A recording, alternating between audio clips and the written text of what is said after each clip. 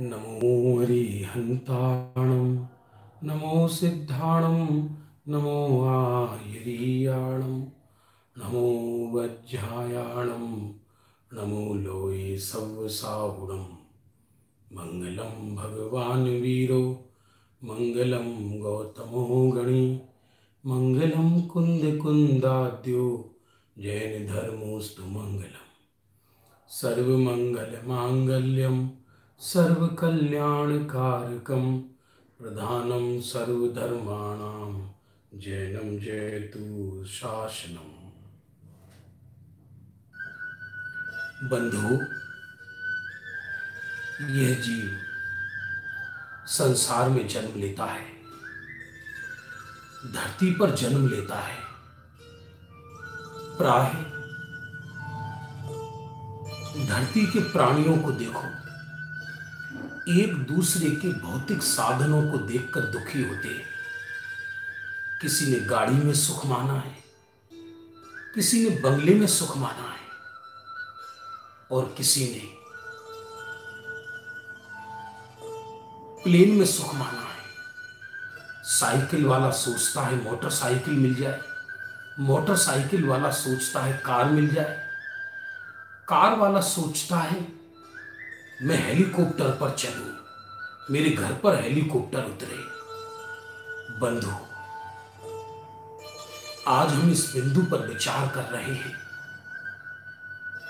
सत्य देखा जाए तो इस भौतिक जड़ साधनों में सुख नहीं है, सुख तो अंदर है। यदि भौतिक जड़ साधनों में सुख होता तो जिनके पास सारे भौतिक सुख साधन हैं, क्या वो सुखी हो गए? बल्कि देखा तो ऐसा जाता है, यदि दुनिया के लोगों की लिस्ट बनाए तो आपको सुनने को नहीं मिलेगा कि किसी भिखारी ने आत्महत्या की। बहुत बहुत पैसे वाले भी आत्महत्या करते देखे जाते हैं। उनके पास भौतिक सुख साधन तो थे। क्या इस कुर्ते से सुख मिलता है या बंगले की दीवार से सुख मिलता है? ये तो हम एक मेंटिलिटी क्रिएट कर लेते हैं, इस चीज में सुख है, इस चीज में सुख है। वास्तव में देखा जाए सुख भौतिक साधनों में नहीं, सुख तो अंदर है। यदि लौकिक सुख की दृष्टि से भी देखें, नींद तो नींद है। बंगले की नींद कोई अलग होती है, झोपड़े की नींद कोई अलग होती है, ऐसा नहीं है।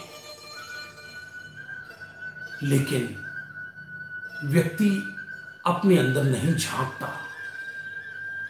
यदि भौतिक साधनों में सुख हो तो मैं आपसे पूछना चाहता हूं, एक मुर्दे को स्फटिक मणि के सिंहासन पर बैठा दो और एसी चला दो, क्या उसे सुख होने लगेगा? क्योंकि जो सुख तत्व था, ज्ञान तत्व था, जो हंस था, वो तो उड़ गया। सुख फीलिंग करने वाला तत्व तो उड़ गया।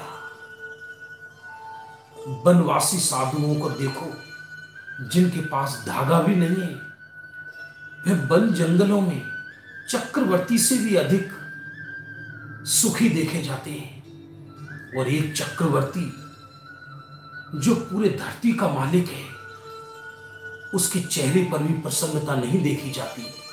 प्रसन्नता का संबंध बाह्य साधनों से नहीं। बंधु, आप समझ सकते हैं, घर में पिताजी के पास आज 50 लाख रुपए आए हैं और घर में उनके 5 वर्ष का बालक है। वह कई दिन से मचल रहा है और कहता है पिताजी खिलौना ला दो, कार ला दो। अब वो 50 लाख रुपए देखकर प्रसन्न हो रहा है या नहीं हो रहा? उसे कुछ आनंद आ रहा है या नहीं आ रहा? उसका चेहरा तो उतरा हुआ है। उसे तो वो 100 रुपए वाली कार चाहिए और वो 100 रुपए की कार पाकर इतना प्रसन्न होता है जितना 1 करोड़ रुपए की कार में बैठकर कोई व्यक्ति प्रसन्न नहीं होता। ये तो अलग अलग फीलिंग है। जिसने सुख जिसमें खोज लिया, लौकिक सुख एक मिथ्या फीलिंग का नाम है। एक मिथ्या अध्यास का नाम है। ना किसी गाड़ी में सुख है, ना किसी बंगले में सुख है, ना किसी फ्लाइट में सुख है, ना एसी में सुख है, न 56 भोग में सुख है। यदि खाने पीनों के साधनों में सुख हो तो आपने देखा होगा कभी कभी व्यक्ति अच्छा व्यंजन खाकर परेशान हो जाता है। अरे, जब व्यंजनों के खाने में सुख है तो सुख बढ़ना चाहिए। यदि रसगुल्ले में सुख है तो एक रसगुल्ला खाकर जितना सुख हुआ 10 रसगुल्ला खाने पर 10 गुना सुखी होना चाहिए था। लेकिन ऐसा नहीं है। 10 रसगुल्ला खाने के बाद पेट में गैस बनने लगती है, 3 दिन तक मिठाई नहीं छूता और कहता है कि अभी तो मैं कई दिन तक रूखी रोटी खाऊंगा। ये एक एहसास है। जो इधर से नहीं जुड़ा वो जगत के किसी भी साधनों में सुख खोजता है। जो इधर से जुड़ गया वह जगत के साधनों में सुख खोजता नहीं। जगत के साधनों में सुख है भी नहीं। विश्व में पूरी वसुधा खोजिए, कहीं पर भी कोई जीव या कोई प्राणी इन भौतिक साधनों से सुखी नजर आता हो तो बताइए। एक राजा परमार्थिक रूप से देखा जाए तो राजपाट से सुखी नहीं है, वो अपनी फीलिंग से सुख मानता है। एक निर्धन निर्धनता से दुखी नहीं है, वो अपनी फीलिंग से दुख का एहसास करता है। न राजपाट में सुख है, न झोपड़ी में दुख है। ये तो हम अपना मन जैसा बना लें वैसी हमको फीलिंग होने लगती है। एक रसगुल्ला खाकर भी सुखी नहीं होता और एक सिगरेट पीने पर अपने को सुखी मानता है। क्या शराब में से सुख आता है? हम मिथ्या अध्यास में पड़ जाते हैं, हमें आदतें गंदी पड़ जाती हैं जिसके कारण हमें सुख का आभास होता है, पर वो सुख नहीं बंधु, वो दुख ही है। जैसे तप्त तवे पर एक कीड़ा गिर जाए तो कीड़ा उछलने लगता है, लोग समझते हैं नाच रहा है, नाच नहीं रहा, तड़प रहा है। उसी प्रकार इन भौतिक साधनों में व्यक्ति सुखी नहीं, महादुखी है, क्योंकि सुख भौतिक साधनों में है ही नहीं। यदि एसी में सुख होता तो एसी नाचता, यदि बंगले में सुख होता तो बंगला नाचता, यदि मोटर में सुख होता तो मोटर नाचती। वो तो जड़ पदार्थ है और मैं चैतन्य हूं, मैं स्वयं आनंद से बना तत्व हूं। मुझ चैतन्य तत्व को कोई जड़ पदार्थ सुख कैसे दे सकता है? बंधुओं, सुनने में एक छोटा सत्य है, लेकिन ये परम सत्य है। किसी भी भौतिक साधनों में, किसी भी आधुनिक साधनों में, जिन्हें हम सुख के साधन कहते हैं, वो सुख के साधन नहीं, मौत के साधन है। जीव को बहिर्मुख करने के साधन है। किसी भी दिन एहसास करके देखो, आपको गर्मी लगी है और उसी समय आप एसी में अपने महल में सो रहे हैं, तत्काल आपके पास फोन आता है कि आपकी फर्म में, आपके ऑफिस में इनकम टैक्स का छापा पड़ा है। एसी में भी पसीना आने लगता है, वहां व्यक्ति दुखी महसूस होने लगता है। यदि उस पदार्थ से सुख है तो अब दुख क्यों आ रहा है? स्वर्ग तो सुखों, स्वर्ग में भी सुख नहीं बंधु, सारा सुख अंदर है।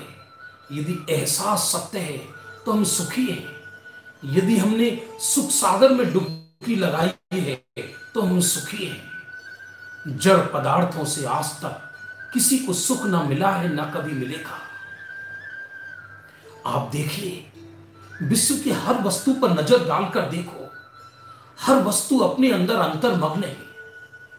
विश्व का चप्पा चप्पा, प्रकृति का चप्पा चप्पा ये संदेश देता है कि सुख अपने अंदर है, सुख अंदर ही खोज। सुख किसी बाहर के पदार्थ में नहीं है। ये प्रैक्टिकल करके देखें। मैं ये कोई व्यर्थ आप पर थोप नहीं रहा। प्रैक्टिकल करके देखें तो ज्ञात होगा कि किसी बाह्य पदार्थ में सुख नहीं है। सत्य तो यह है, जिसके पास जो सुख के साधन नहीं है वह उसके लिए दौड़ लगा रहा है, और जिसके पास वो जो सुख का साधन मिल जाता है उसमें फिर वो बोर होने लगता है, फिर वो दूसरा साधन ढूंढने लगता है, फिर वो तीसरे साधन ढूंढने लगता है। यदि इन भौतिक साधनों में सुख होता तो वह एक के बाद दूसरा, दूसरे के बाद तीसरा, तीसरे के बाद चौथा सुख के साधन क्यों खोजता। और अभी वर्तमान में जो सुख का साधन है उसमें बोर हो रहा है, उसमें दुखी हो रहा है। एसी तेज चलाने के बाद ठंड लगने लगती है, फिर उसको बंद करना चाहता है। इसका मतलब एसी में दुख फील करने लगा। ऐसी धरती के जितने भी सुख के साधन कहे जाते हैं, उन सब सुख के साधनों में एक एक के विषय में विचार करके देखना तो समाधान अंदर से ही होगा। सुख अंदर है, सुख बाहर नहीं। सुख के साधनों में सुख नहीं। जिन्हें हम सुख के साधन कहते हैं वो तो जड़ है, वो सुख के साधन है ही नहीं, वो तो एक वस्तु है बंधु। ये छोटा सा विचार है। सुख के साधनों में सुख नहीं, सुख भौतिकता में नहीं, सुख अंदर है। पुनः अगले विचार को लेकर हम आपके सामने आएंगे।